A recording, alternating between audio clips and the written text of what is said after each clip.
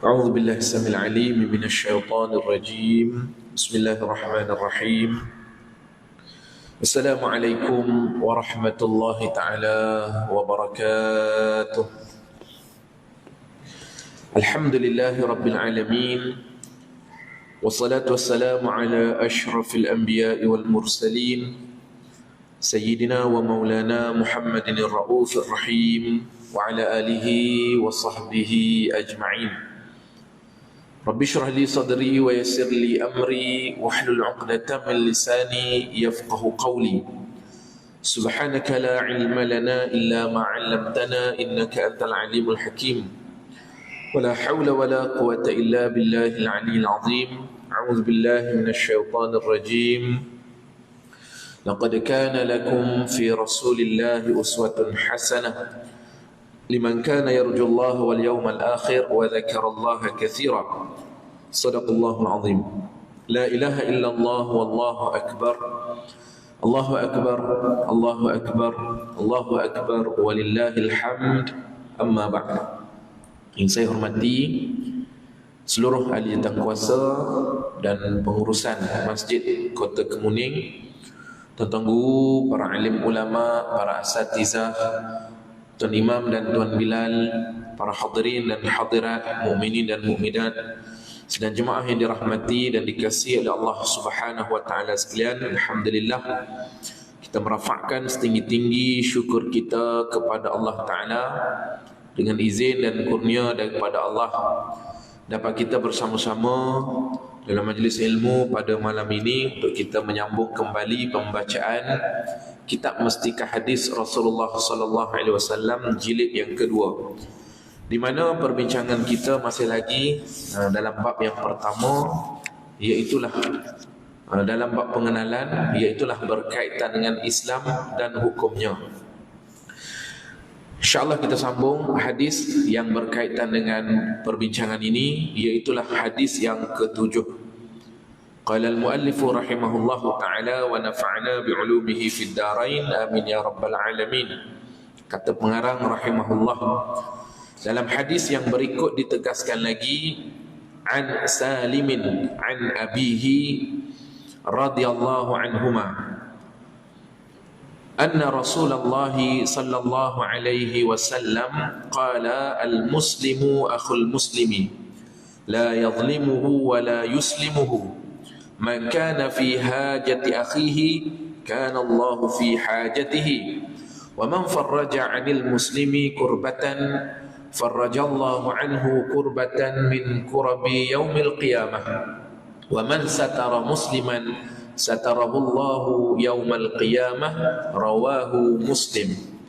Artinya dari Salim, dari bapanya radhiyallahu anhuma, bahawa Rasulullah sallallahu alaihi wasallam bersabda, orang Islam ialah saudara orang Islam yang lain.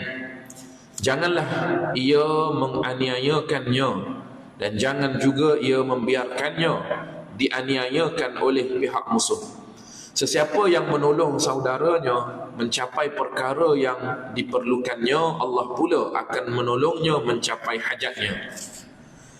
Dan sesiapa yang melegakan satu kesusahan yang dihadapi oleh seorang Muslim, nescaya Allah akan melegakan satu kesusahannya dari kesusahannya yang ada pada hari kiamat. Dan sesiapa yang menutup keaiban seorang Muslim, nescaya Allah akan menutup keaibannya pada hari kiamat. Hadis sahih riwayat Muslim. Muslimin muslimat yang dirahmati dan dikasihi oleh Allah Ta'ala sekalian, Nabi kita SAW menjelaskan tentang tanggungjawab kita kepada sesama Islam yang lain, di mana yang menyampaikan hadis ini daripada Rasulullah ialah Salim. Salim ini merujuk kepada cucu kepada Umar Al-Khattab radhiyallahu anhu. Beliau merupakan anak kepada Abdullah ibn Umar. Jadi kesemua mereka ini, iaitu Salim, kemudian Abdullah ibn Umar dan Umar Al-Khattab sendiri, mereka inilah orang yang rapat dengan Nabi sallallahu alaihi wasallam, khususnya Umar Al-Khattab dan juga Abdullah ibn Umar. Jadi cucu kepada Umar Al-Khattab ini menyampaikan satu pesan Rasulullah sallallahu alaihi wasallam berkait dengan tanggungjawab kita kepada sesama Islam yang lain. Maka ada beberapa perkara yang dinyatakan di dalam hadis ini, iaitu yang pertamanya ialah ditegah kita daripada menganiaya, menzalimi orang Islam yang lain dengan cara apa-apa bentuk kezaliman. Kemudian baginda sallallahu alaihi wasallam menjelaskan supaya kita tidak menyerahkannya kepada pihak musuh. Ataupun dengan bahasa yang mudahnya ialah kita mendedahkan kemudaratan yang berpunca daripada pihak musuh kepada saudara-saudara muslim kita yang lain.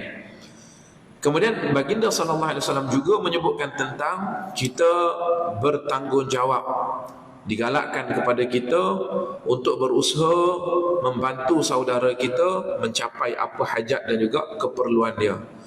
Lalu baginda sallallahu alaihi wasallam kemudiannya menyatakan bahawa sebagai timbal balas di atas kita membantu orang lain menyelesaikan perkara tersebut ataupun membebaskan mereka daripada sebarang kesulitan, maka Allah akan membantu kita dengan cara diberi kelepasan. Apabila kita tolong dia sempurnakan hajat, maka Allah bantu kita untuk sempurnakan hajat kita.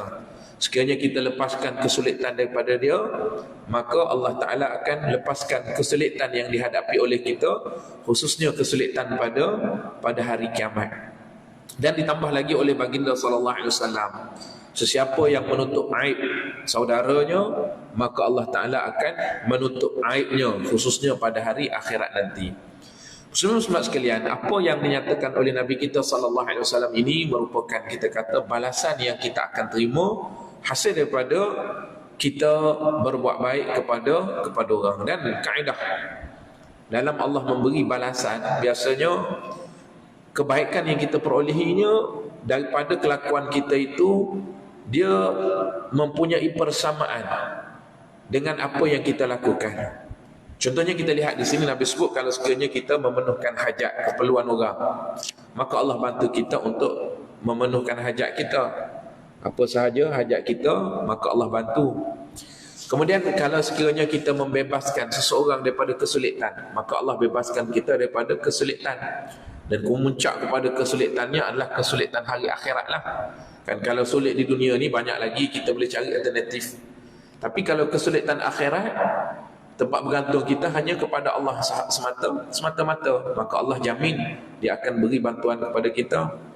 Kemudian kalau sekiranya kita tutup aib, tutup segala perkara yang boleh menyebabkan malu kepada dia, menyebabkan jatuh maruah dia, maka Allah akan jaga pelihara aib kita, Allah tutup aib kita di hari akhirat nanti.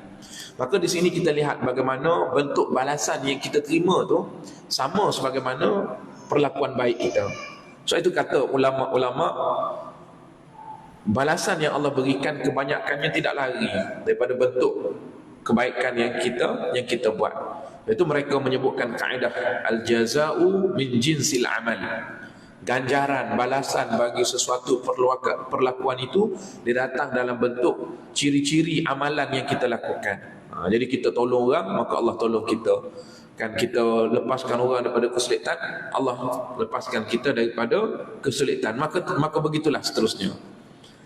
Maka di sini kita lihat betapa dalam agama kita ini mendidik kita supaya tidak mementingkan hanya kepada diri kita sendiri sahaja, tetapi kita menganggap bahawa saudara-saudara kita itu seumpama diri kita juga.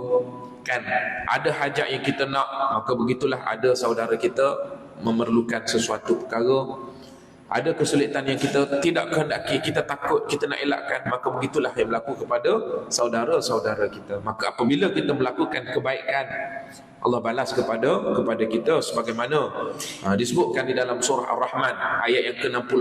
Contohnya Allah menyatakan kepada kita, hal jazaa'ul ihsani illal ihsan. Tidakkah balasan yang selayaknya bagi sesuatu kebaikan itu adalah kebaikan juga? Jadi ayat ini berbentuk persoalan daripada Allah Ta'ala, tetapi hakikatnya ianya merujuk kepada takrir, iaitu Allah nak menegaskan, nak kita yakin bahawa apabila kita melakukan kebaikan, maka yang layak bagi kita adalah kebaikan yang sama, bahkan lebih lagi digandakan oleh Allah Subhanahu wa Ta'ala. Jadi ada beberapa perkara hak bagi orang Islam yang disebutkan di dalam hadis ini. 5 perkara secara asasnya. Yang pertama, kita tidak dibenarkan menzalimi dia, makna kata kita kena berlaku adil kepada dia. Kemudian kita pertahankan dia supaya tidak menjadi mangsa kepada pihak musuh. Kemudian kita usahakan seboleh-bolehnya kita berusaha untuk memenuhkan hajat dan juga keperluan dia, dan kita bebaskan dia daripada kesulitan, dan juga kita menutup aib dia. Itu 5 perkara yang perlu kita penuhi terhadap sesama saudara-saudara kita. Kalau kita boleh buat benda ni, maknanya kita berkawan dengan orang, kita bersahabat dengan orang, kita belum lagi mencapai tahap kita kata teman yang sejati, sahabat yang sejati. Sebab kita hanya ucap di mulut, ini kawan saya ni, kawan baik saya ni, ini sahabat sejati saya ni. Tapi bila mana perkara ni berlaku kepada dia, kita tidak memenuhkan hak dia, maknanya kita ini belum lagi menjadi Muslim yang sempurna pada pandangan Rasulullah SAW. Baik, jadi hadis tadi disebutkan di dalam riwayat Imam Muslim. Lebih lanjut diterangkan dalam hadis yang berikut. An Abi Hurairah radhiyallahu anhu qala qala Rasulullah sallallahu alaihi wasallam haqqul muslim 'alal muslimi khamsun raddus salami wa 'iyadatul maridi wa ittiba'il janaiz wa ijabatud da'wati wa tashmitul 'atisi. Rawahul Bukhari wa Muslim. Dari Abi Hurairah radhiyallahu anhu katanya, Rasulullah sallallahu alaihi wasallam bersabda, hak seseorang muslim atas seorang muslim yang lain 5 perkara. Membalas salam, melawat orang sakit, mengikut jenazah, menghadiri majlis perkahwinan, dan mendoakan orang yang bersin. Hadis sahih riwayat Bukhari dan Muslim.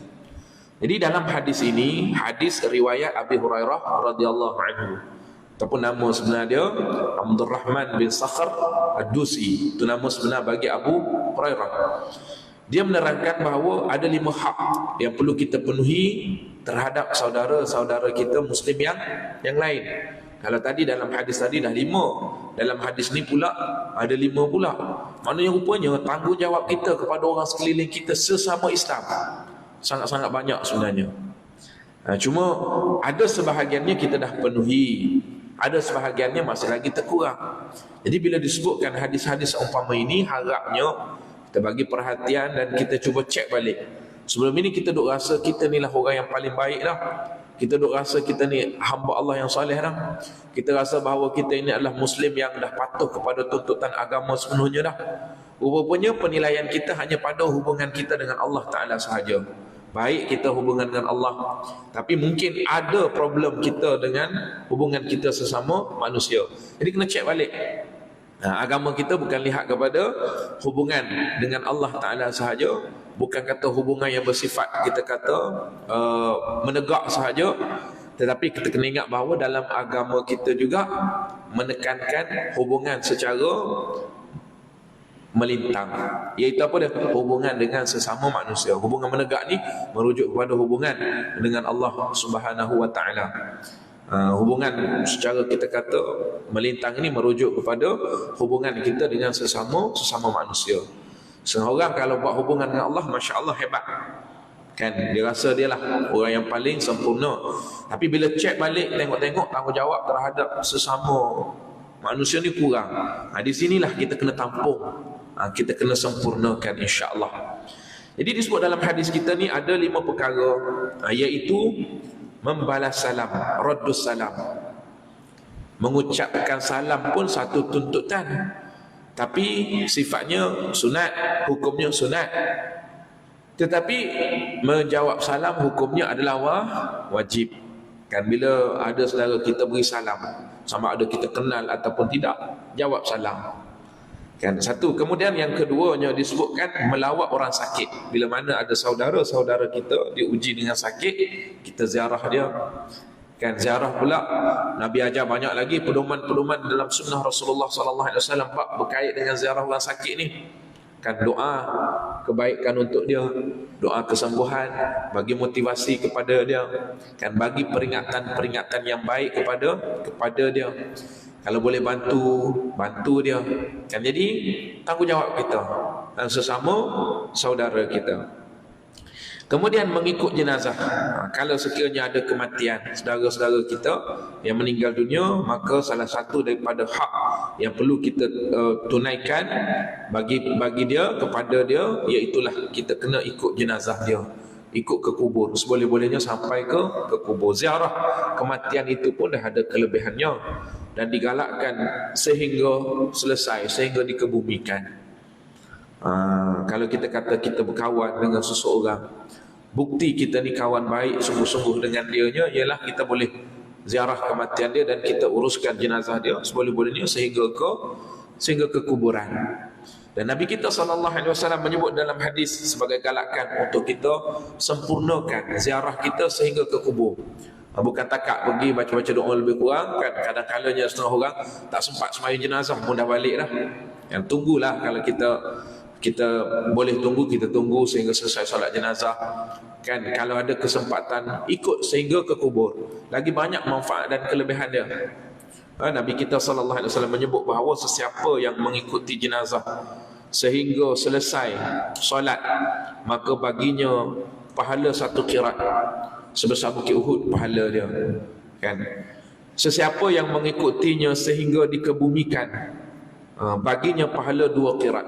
Kalau sampai ke kubur sehingga dikebumikan baru dia balik, maka dapat 2 qirat, iaitu 2 nilaian sebesar Bukit Uhud pahala yang diberikan oleh Allah Subhanahu wa taala. Bukit Uhud jarak dia 6 km lebih kurang kalau kita tengok pada ukuran moden lah, kan. Sebab bahawa Bukit Uhud itu jaraknya 6 km. Jadi pahala itu sebesar itu untuk kalau sekiranya kita ziarah saja sehingga selesai sembahyang saja, dah dapat 6 km jumlah pahala, kan. Kemudian kalau sekiranya selesai sehingga dikebumikan jenazah komplit semua baru kita balik, maka pahalanya 12 km. Jarak dia besar dia. Itu gambaran yang diberikan oleh Nabi kita SAW, sebagaimana dinyatakan dalam riwayat Imam Nasa'i dan juga selain daripadanya. Jadi sebab itu tanggungjawab kita begitulah, kita kena sehingga selesai urusan jenazah tersebut. Maka apabila kita ziarah dia, doa kepada dia, ikut turut serta solat jenazah sampai ke kubur pula kita pergi, dalam tu kita banyak ucapkan ucapan doa, kan. Maka mudah-mudahan diringankan azab untuk dia, diampunkan dosa untuk dia. Maka itu tanggungjawab kita yang perlu kita tunaikan. Bahkan satu ketika Nabi SAW bertanya kepada sahabat, tanya Rasulullah, man minkum, sesiapa di kalangan kamu pada hari ini shaiman, dia dalam keadaan berpuasa. Tanya Nabi. Maka jawab Abu Bakar As-Siddiq, ana. Jawab Abu Bakar As-Siddiq. Nabi tanya lagi, siapa di kalangan kamu hari ini dia ikut jenazah? Sahabat lain semua diam. Abu Bakar jawab, saya wahai Rasulullah. Tanya Rasulullah SAW, siapa di kalangan kamu hari ini dia memberi makan fakir miskin? Orang lain semua diam, tak ada orang yang buat. Maka dijawab oleh Abu Bakar As-Siddiq, dia kata, saya wahai Rasulullah. Maka kata Nabi SAW, majtama'at fi mri'in illa dakhalal jannah. Tiga-tiga benda tadi tu sekiranya berkumpul dalam satu hari pada seorang Muslim, maka wajib bagi dia syurga. Amalan yang mudah kita kata nak bawa kepada syurga. Maka kita menghimpunkan 3 perkara dalam satu hari. Puasa, kalau kata puasa sunat, ataupun kalau kebetulan bulan Ramadan dah memang puasa wajib, puasa. Kemudian disusuli pula dengan kalau sekiranya ada kematian pada hari tersebut, kita pergi ziarah kematian sehingga selesai urusannya. Kemudian bagi sedekah kepada fakir miskin ataupun bagi sumbangan kepada orang yang memerlukan. Maka cukup 3 perkara ni, 3 amalan yang dijamin syurga oleh Nabi kita Muhammad sallallahu alaihi wasallam. Maka Abu Bakar As-Siddiq sebab itu dia termasuk dalam 10 sahabat yang dijamin syurga oleh Rasulullah. Banyak amalan-amalan kebajikan yang dia buat. Salah satunya amalan inilah. Kan maknanya terbukti dengan jelas bahawa dia memang buat dalam satu hari itu 3 perkara terkumpul pada hari tersebut. Maka itu merupakan salah satu asbab membawa dia kepada syurga Allah Subhanahu wa taala. Baik, maka kita ada peluang untuk ziarah kematian, kita ziarahlah. Kan? Dan mungkin yang mati, yang meninggal dunia tu tak rapat pun dengan kita. Kita pergi juga sebab Nabi sebut di sini, Muslim bukan hanya terhad kepada yang dekat dengan kita sahaja, tapi asal sahaja dia adalah orang Islam, jiran kita ke mungkin, orang yang bekerja sekali dengan tempat kerja kita ke contohnya, kan.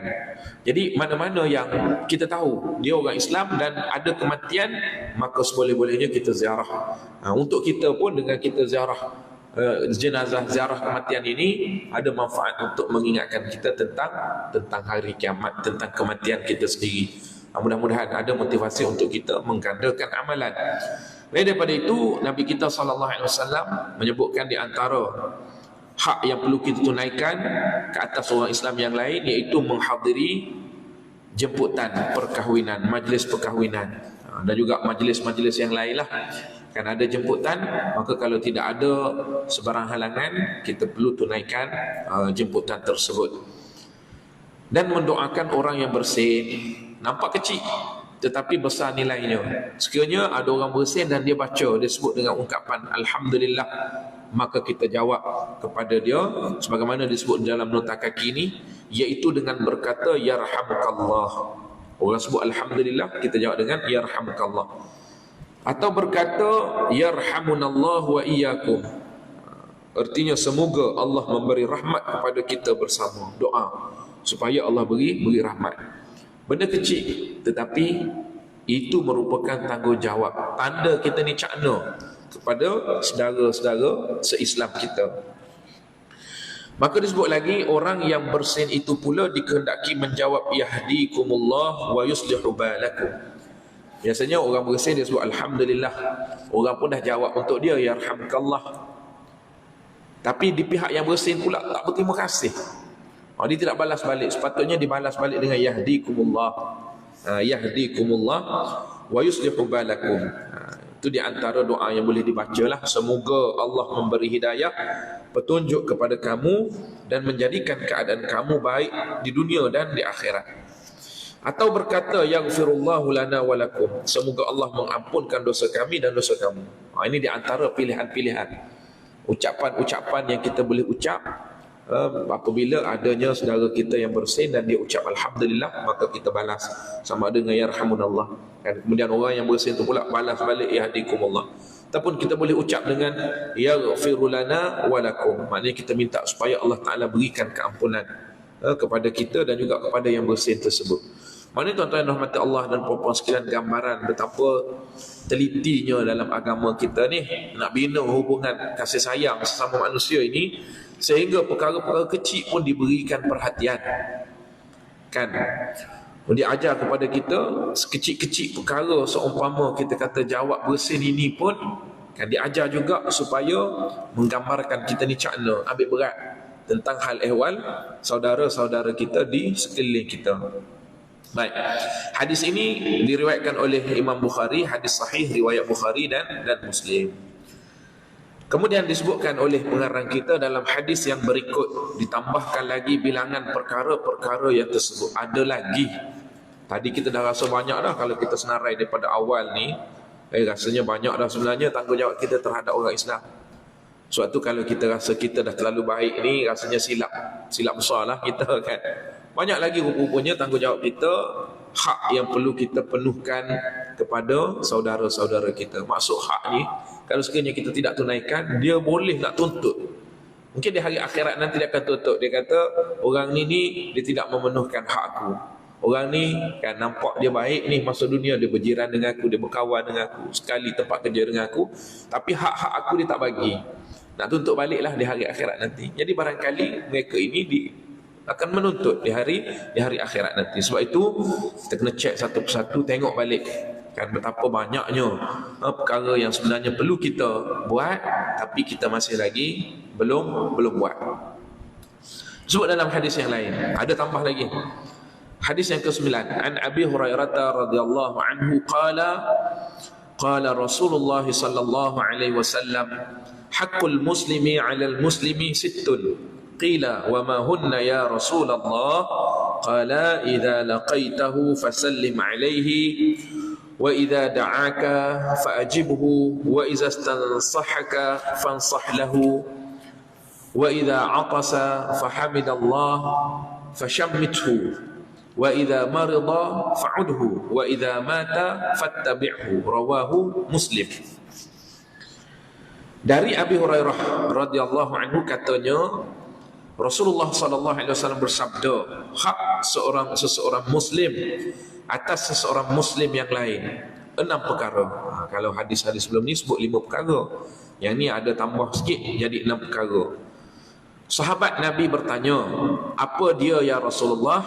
Baginda menjawab, perkara-perkara itu ialah apabila engkau bertemu dengannya maka berilah salam kepadanya, dan apabila ia menjemputmu maka hadirilah majlis perkahwinannya, dan apabila ia meminta nasihatmu maka nasihatilah dia, dan apabila ia bersin lalu menyebut alhamdulillah maka doakanlah semoga ia beroleh rahmat, dan apabila ia sakit maka lawatilah dia, dan apabila ia mati maka ikutilah jenazahnya. Baik, bila kita perhatikan satu persatu kan, ada yang berulang.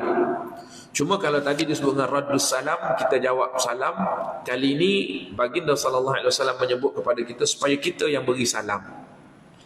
Kadang-kadangnya setengah orang dia agak ego sikit, tunggu orang bagi salam dulu.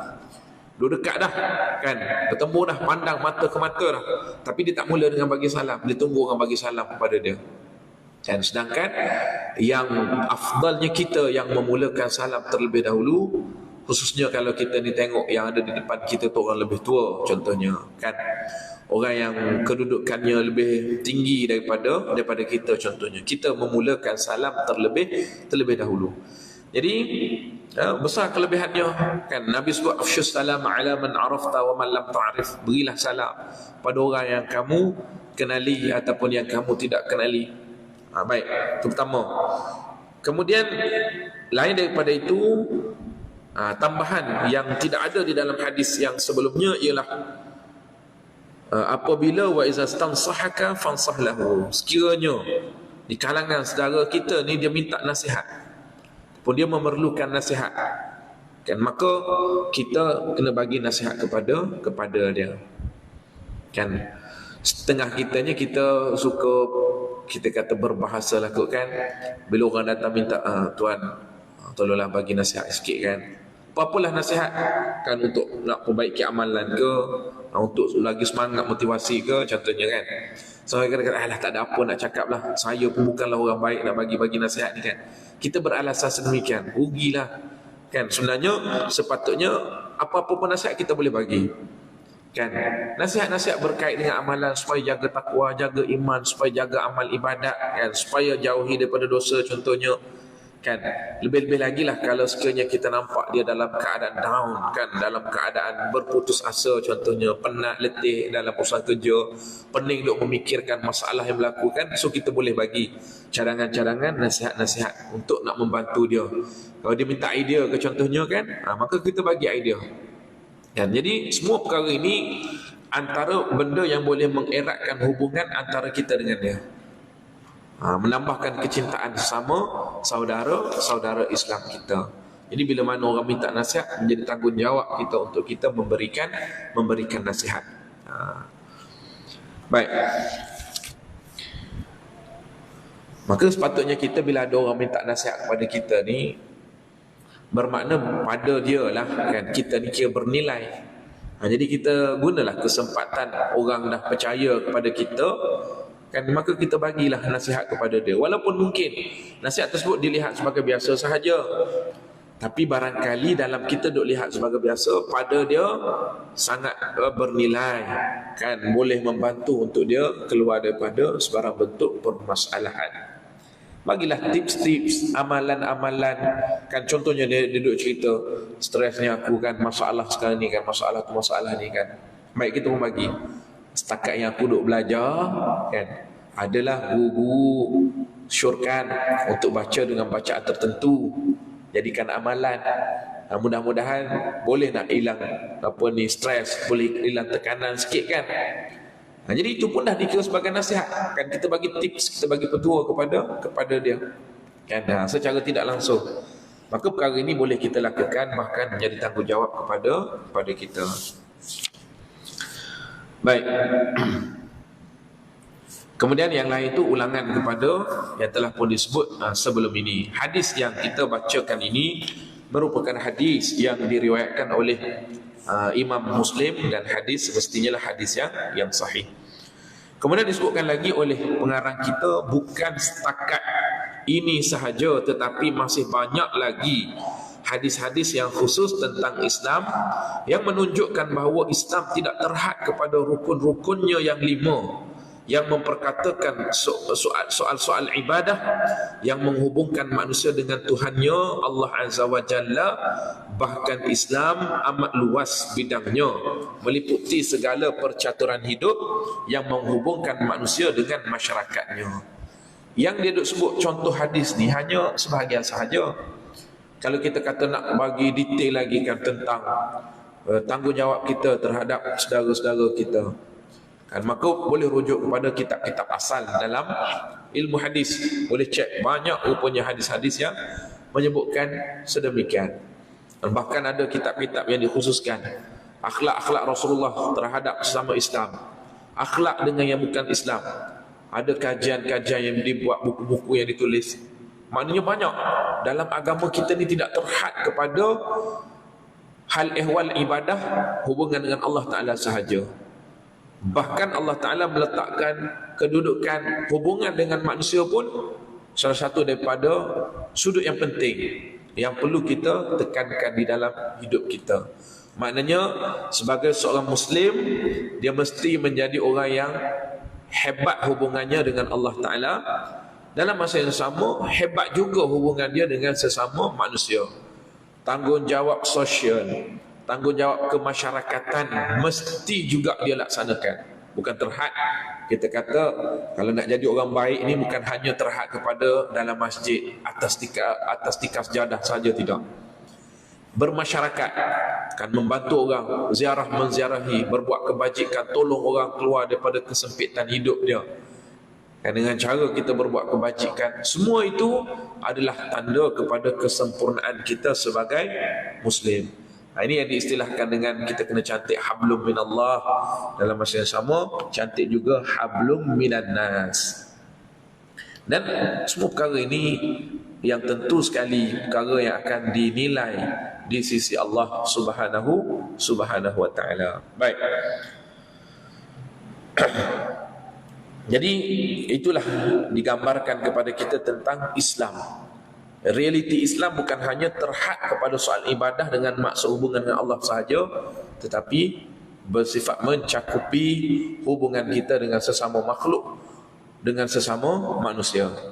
Baik.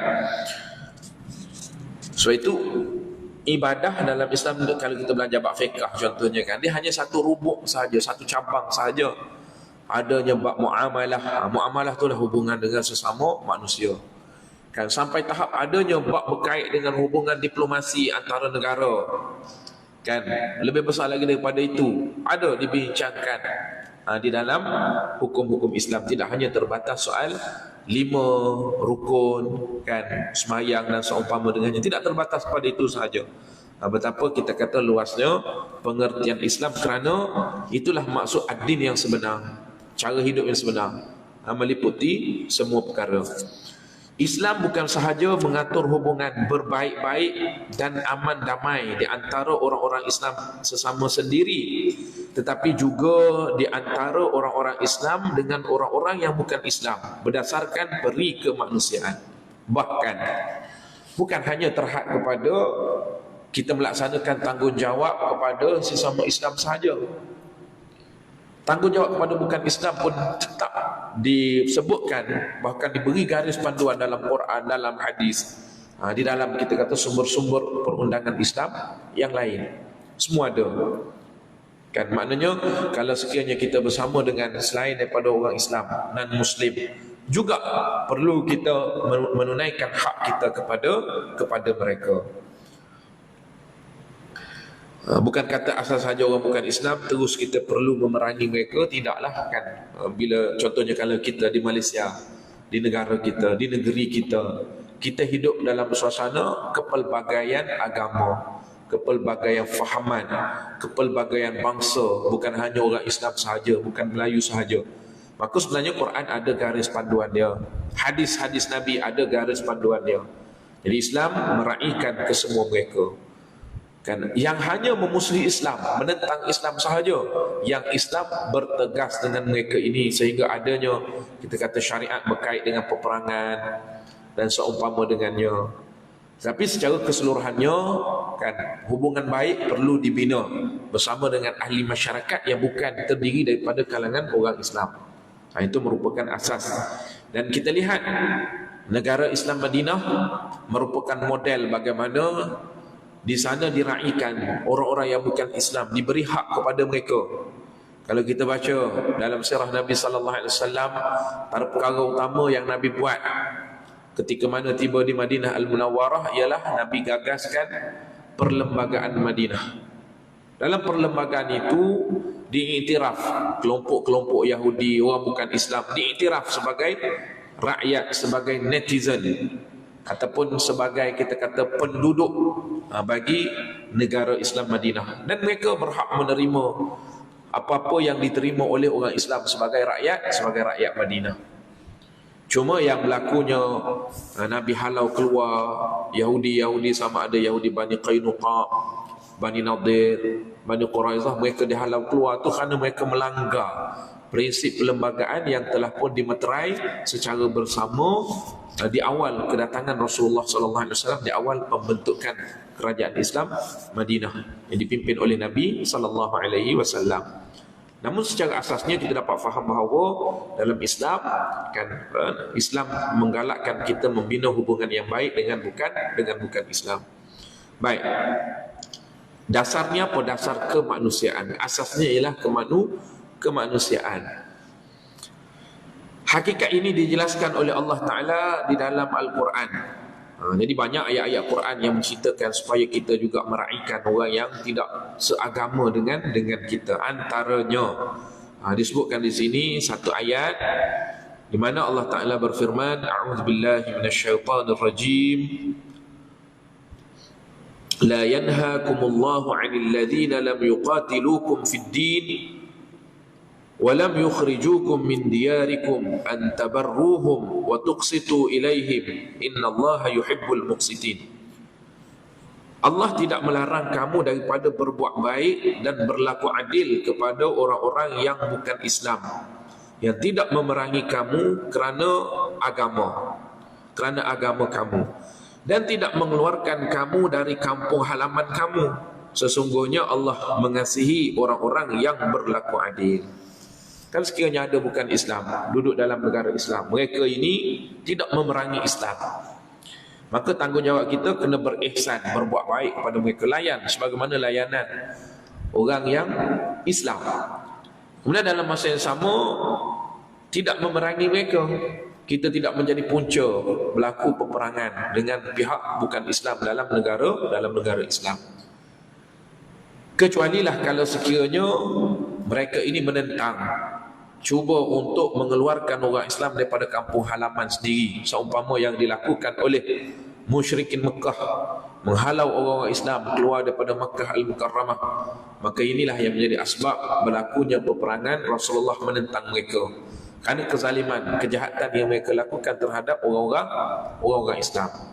Lain daripada itu, kita lihat Nabi SAW melayan golongan orang kafir dalam negara Islam yang taat dan patuh kepada pemerintahan Islam dengan layanan yang sama rata dengan rakyat-rakyat yang terdiri daripada kalangan orang Islam sendiri. Apa yang perlu mereka terima sebagai rakyat Nabi SAW berikan kepada mereka. Maka dinamakan dalam istilah fiqahnya, mereka disebut sebagai ahli zimmah.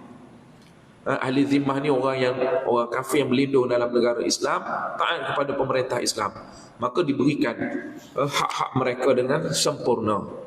Maka Nabi tegah sahabat-sahabat daripada menyakiti ahli-ahli zimmah ni. Nabi marah kalau sekiranya sahabat-sahabat menzalimi ahli-ahli zimmah yang bernaung di bawah negara Islam. Ini rahmat yang ada di dalam agama Islam yang dibawa oleh Nabi SAW. Imam Ibn Kathir menyatakan bahawa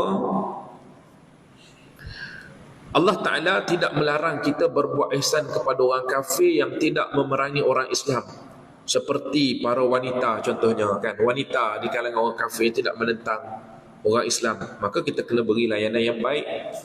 Kalau kata suami dia kan, ataupun puak dia, kelompok dia mengkhianati orang Islam, tapi para wanita ini tak boleh kita suka-suka nak menzalimi mereka atas alasan kerana bapa mereka ke adik-beradik mereka ke yang menzalimi orang Islam. Tak boleh kita nak guna alasan tersebut. Dan kalau kita nak datangkan contoh, banyaklah contoh-contoh yang Nabi SAW buktikan dari segi perbuatan baginda memberikan layanan yang baik kepada mereka.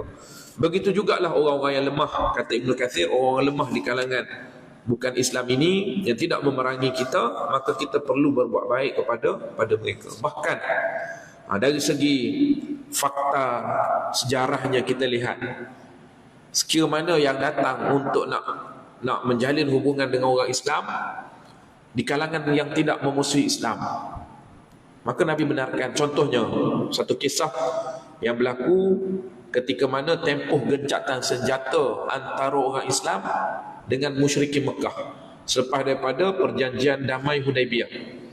Kan di situ dibuat perjanjian dalam tempoh tertentu, kita ni tidak boleh berperang. Tak boleh berperang. Maka pada ketika itulah masyarakat mengambil peluang, orang Mekah mengambil peluang untuk datang ke Madinah, negara Islam Madinah. Antara yang datang pada ketika itu ialah ibu kepada Asma binti Abi Bakar. Asma binti Abi Bakar, ibu dia nama dia Qutailah binti Abdul Uzza. Qutailah binti Abdul Uzza ni salah seorang daripada isteri Abu Bakar As-Siddiq. Anak mereka namanya Asma binti Abi Bakar. Asma masuk Islam dan Abu Bakar sendiri awal lagi masuk Islam. Tetapi Qutailah ni dikatakan bahawa dia ni di antara 4 orang isteri Abu Bakar, dia yang tak masuk Islam, yang lain semua masuk Islam. Jadi dia ni ketika mana tempoh genjatan senjata tersebut, dia datang, dia beritahu dia nak berjumpa dengan Asma, nak menghubungkan silaturahim, dia bawa hadiah kan, sebagai seorang ibu yang rindu kepada anak datang. Maka Asma datang berjumpa dengan Nabi SAW. Dia kata, ya Rasulullah, ibu aku datang nak hubungkan silaturahim dengan aku, boleh ataupun tidak? Maka apa yang disebut oleh Nabi SAW? Nabi kata, sili ummaka, hubungkanlah silaturahim dengan ibu kamu. Maka dua beranak ni bertemu, berjumpa kan. Jadi di sini kita lihat bagaimana tasamuh, toleransi Rasulullah SAW kepada orang kafir yang tidak memerangi Islam. Jadi sampai tahap tidak diputuskan hubungan silaturahim antara ibu dengan anak walaupun berbeza agama. Maka ini salah satu daripada contoh yang diriwayatkan di dalam kitab sirah, begitu juga di dalam kitab-kitab hadis, antaranya diriwayatkan oleh Imam Ahmad dan selain daripadanya. Baik, itu contoh, dan banyak lagi lah contoh-contoh yang lain. Ayat tadi merupakan ayat yang diambil daripada surah Al-Mumtahinah ataupun surah Al-Mumtahanah ayat yang ke-8. InsyaAllah kita sambung selepas daripada azan nanti.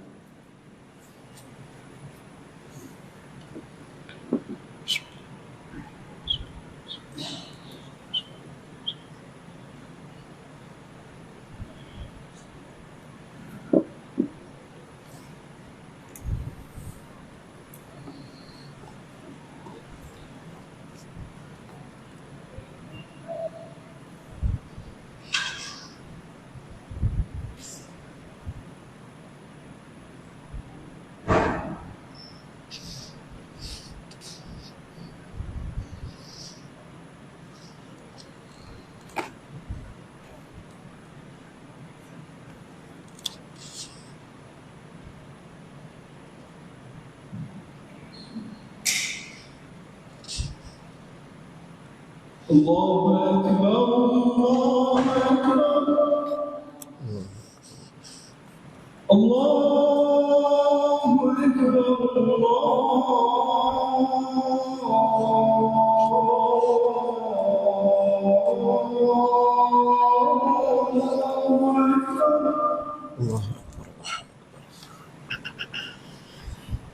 أشهد أن لا إله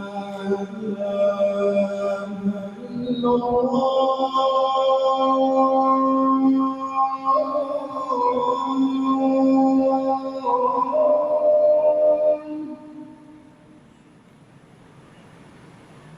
أشهد أن لا إله إلا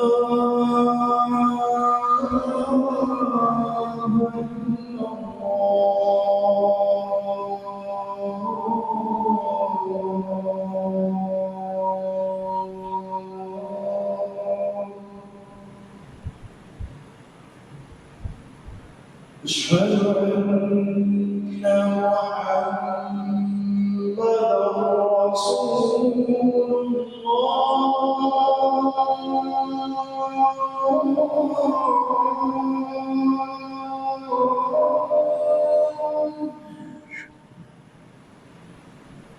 أشهد أن محمدا رسول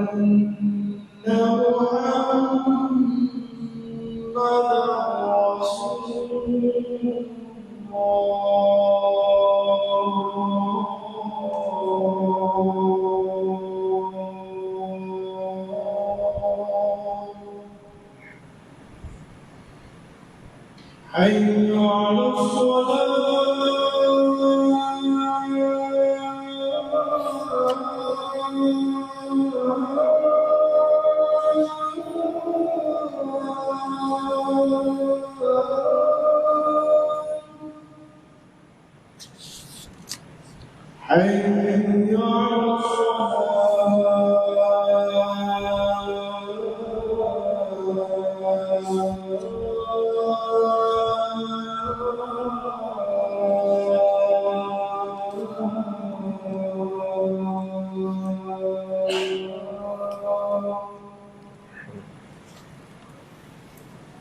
حي على حي على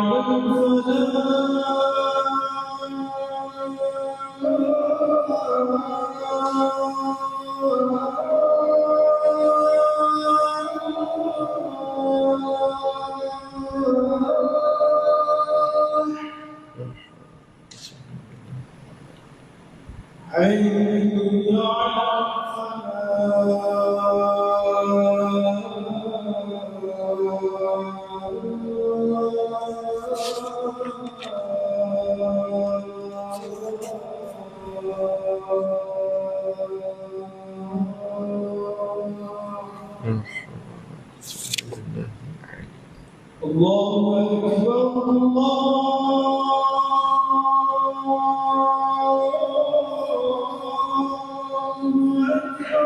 الله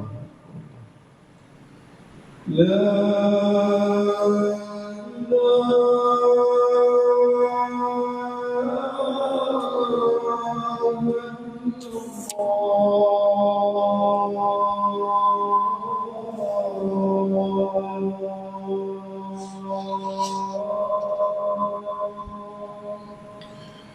لا إله إلا الله محمد رسول الله اللهم سيدنا محمد والشرف لا تخاف. Muslimin muslimat yang dirahmati dan dikasihi oleh Allah Subhanahu wa taala sekalian. Maka yang kita sebutkan tadi di antara contoh bagaimana Nabi kita sallallahu alaihi wasallam mengarahkan supaya berbuat ihsan kepada orang bukan Islam yang tidak memerangi. Bahkan di sini kita lihat bagaimana Nabi mengekalkan hubungan di antara anak dan juga ibu yang belum lagi memeluk Islam, yang tidak memeluk Islam pada ketika itu. Maka ini merupakan gambaran tentang bagaimana kemurnian agama Islam yang diajarkan oleh Nabi kita Muhammad sallallahu alaihi wasallam. Bahkan kemuncaklah kita kata dalam bab perkara ini bagaimana layanan Rasulullah kepada bukan Islam ini, yang kita lihat dalam keadaan baginda mempunyai kuasa penuh untuk kalau sekiranya nak balas dendam, baginda boleh balas dendam. Iaitu ketika mana pembukaan kota Mekah tahun ke-8 Hijrah. Nabi masuk ke kota Mekah dengan 10,000 tentera, ataupun ada yang kata 12,000 tentera, jumlah yang ramai, masuk untuk menakluki kota Mekah dan berjaya menakluki kota Mekah dalam keadaan musuh tidak sempat, tidak boleh nak melawan. Mereka tidak mempunyai kekuatan untuk menandingi kekuatan orang Islam. Ada beberapa kalangan mereka yang dengan tegas melawan Rasulullah SAW, tetapi hakikatnya mereka tidak berjaya. Ada yang sanggup melarikan diri, macam-macamlah reaksi yang diterima pada ketika itu. Tetapi yang menjadi perhatian kita ialah tentang bagaimana masyarakat Mekah secara keseluruhannya. Bila Nabi dah berjaya menakluki Mekah ini, mereka menunggu kehadiran Nabi SAW. Lalu Nabi SAW masuk ke tengah-tengah masyarakat, nak pergi ke Kaabah untuk menyampaikan ucapan sulung sebagai penguasa baru bagi Mekah ketika itu. Maka mereka membukakan laluan pada Rasulullah. Rasul masuk dalam keadaan menaiki unta baginda yang bernama Qaswa. Unta Qaswa ni unta yang Nabi keluar daripada Mekah ketika mana dihalau ketika hijrah Nabi SAW dulu. Bayangkan, sepatutnya dalam keadaan mempunyai kuasa penuh, dan Nabi pun datang dengan penuh nostalgia kisah yang menyakitkan baginda SAW. Sepatut-patutnya Nabi ketika itu akan balas dendam, akan ambil kesempatan untuk balas balik pelakuan-pelakuan jahat yang dilakukan oleh masyarakat musyrikin pada ketika itu. Tapi Nabi SAW memulakan ucapan dengan bertanya kepada mereka, apa yang kamu agak aku nak buat ni? Itu bahasa mudah kita gunakan. Maka mereka menyebut bahawa akhun karim wa ibnu akhin karim. Engkau adalah saudara yang mulia dan engkau juga adalah anak kepada saudara kami yang mulia. Kata-kata tersebut menggambarkan mereka mengharapkan Nabi SAW memberi pengampunan, memberi balasan yang baik pada mereka. Lalu apa ungkapan Nabi SAW? Nabi menyebut bahawa idhabu fa antum tulaqa. Kamu semua boleh pergi, kamu semua bebas. Mana Nabi mengampunkan, memaafkan segala kelakuan jahat yang dilakukan oleh mereka terhadap Rasulullah SAW. Masuk dengan menaiki unta yang suatu ketika dahulu unta itulah yang dinaiki oleh Rasulullah ketika dihalau keluar daripada Makkah Al-Mukarramah. Tapi Nabi tidak jadikan asbab untuk baginda membalas kepada mereka. Bahkan disebut dalam riwayat taqta'a ra'sahu. Nabi SAW masuk dalam keadaan tunduk kepala baginda sehingga hampir mencecah tanah. Maksudnya tunduk sungguh-sungguh, menggambarkan tawaduk baginda SAW, bukan masuk dalam keadaan menyombong diri. Maka kesannya ialah seluruh warga Mekah dan masyarakat Arab sekelilingnya peluk Islam secara beramai-ramai. Ayat Quran gambarkan, wa ra'aitan nasa yadkhuluna fi dinillahi afwaja. Kamu melihat bagaimana orang-orang pada ketika itu, manusia ketika itu masuk ke dalam agama Islam dalam keadaan afwaja, jama'atan secara berkumpulan. Maksudnya bukan lagi dengan jumlah kecil tapi dengan jumlah yang besar. Kesan daripada ihsan Rasulullah sallallahu alaihi wasallam Nabi buktikan, dan ini kemuncak pembuktian tersebut, bukti yang jelas dalam sirah Nabi kita sallallahu alaihi wasallam. Tapi ada juga kan, kalau sekiranya di kalangan musuh-musuh ini mereka menentang agama ataupun melakukan perkara yang kita kata bersifat dendam kepada agama Allah, kan, maka ketika itu Nabi SAW juga akan bertindak yang selayaknya. Kerana kalau kita hanya bersifat berlembut tapi tidak ada ketegasan dari satu sudut yang lain, maka ini bahaya untuk kesinambungan dakwah pada masa akan datang. Maka sebab itulah ada juga siri-siri peperangan Rasulullah berhadapan dengan musuh ini di dalam medan peperangan. Kenapa? Kerana mereka menentang agama Allah, mereka memerangi Rasulullah SAW, mengambil hak-hak orang Islam. Maka selayaknya lah ketika itu kita mempertahankan hak kita. Sebab itu datang ayat yang seterusnya, sambungan kepada ayat tadi, iaitu ayat yang ke-9 daripada surah Al-Mumtahinah ataupun surah Al-Mumtahanah. Allah berfirman, innama yanhaakumullahu 'anil ladzina qataluukum fid din wa akhrajukum min diyarikum wa dhaharu ala ikhrajikum an tawallawhum wa man yatawallahum fa ulaika humudz zalimun. Artinya sebenarnya Allah hanyalah melarang kamu daripada menjadikan teman rapat orang-orang yang memerangi kamu kerana agama kamu dan mengeluarkan kamu dari kampung halaman kamu serta membantu orang lain untuk mengusir kamu. Dan ingatlah, sesiapa yang menjadikan mereka teman rapat, maka mereka itulah orang-orang yang zalim. Kalau bukan Islam yang baik-baik, kita boleh berkawan dengan dia. Kita jadikan dia wali, teman kita, boleh bernaung di bawah dia, dia pun boleh bernaung di bawah kita. Tapi yang ditegah untuk kita menjadikan orang kafir sebagai wali, sebagai yang menguruskan urusan kita, yang kita berkawan dengan dia, ialah yang mempunyai ciri-ciri ini. Pertamanya ialah memerangi orang Islam, menentang orang Islam, ataupun menghalau orang Islam keluar daripada kampung halaman. Yang ini berlakulah kepada golongan musyrikin Mekah yang menghalau Rasulullah dan para sahabat daripada kampung halaman mereka sendiri, kan. Kemudian yang membantu untuk mengusir orang Islam, dia sendiri mungkin dia tidak ada penentangan secara kita kata jelas, kan, secara langsung, tapi mungkin dia memberikan bantuan kepada pihak musuh, kan, untuk menentang orang Islam ataupun menghalau orang Islam. Pun tetap juga mereka ini perlu diambil tindakan. Tak boleh nak dijadikan sebagai wali, tak boleh nak jadikan kawan, tak boleh kita nak angkat mereka sebagai yang memimpin kita. Sebab itu ada seri-seri peperangan seumpama yang berlaku kepada Bani Quraizah. Bani Quraizah ni dia ada 3 kelompok Yahudi terbesar dalam Madinah Al-Munawwarah: Bani Qainuqa, Bani Nadir dan juga Quraizah. Quraizah ni kelompok Yahudi yang paling akhir sekali yang diperangi oleh Rasulullah sallallahu alaihi wasallam.